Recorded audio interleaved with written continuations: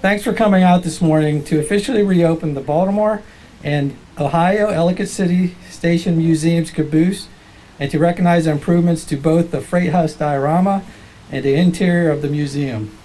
And this is a beautiful piece of work. This station continues to reinvent its role in our community. The station was built in 1831 as a freight depot and then remodeled to accommodate passengers in 1857, to then move back to a carrying only freight in 1949, to being designated as a museum in 1972, to today's completed renovation that includes this beautiful restored caboose behind me that the entire community may enjoy. This station closed after Tropical Storm Agnes in 1973, then reopened its doors as a museum.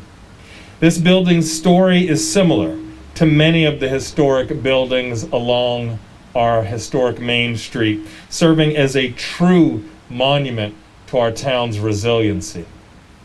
The deep history of Ellicott City is part of what makes it so special and what we continue working so hard to protect.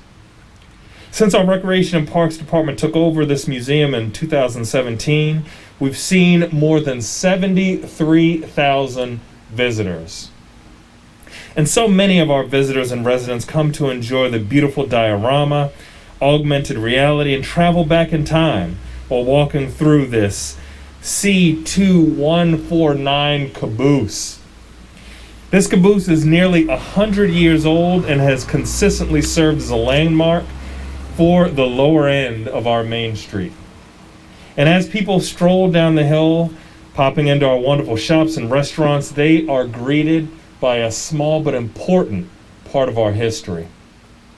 And I'd like to thank the Maryland Heritage Areas Authority for the 2 grants that helped fund the museum's restoration, and the Modern Woodmen of America's benefit concert, which raised $2,500 and was matched by the Historic Ellicott City, Inc. to help keep the B&O alive. And then, yes, please give them a big round of applause. I'd like to acknowledge that we have our DPZ Director, Amy Gowan, in the audience. Please give Amy some acknowledgement. And then, although he's been acknowledged and he's very incognito today, I almost didn't even recognize him. Please give a large round of applause for my friend, our former director, and someone who put so much time and effort into this, John Bird.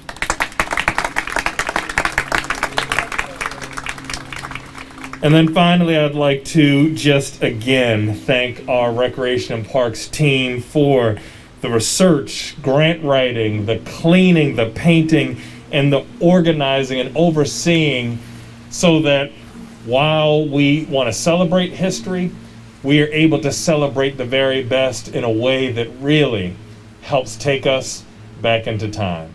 1, 2, 3.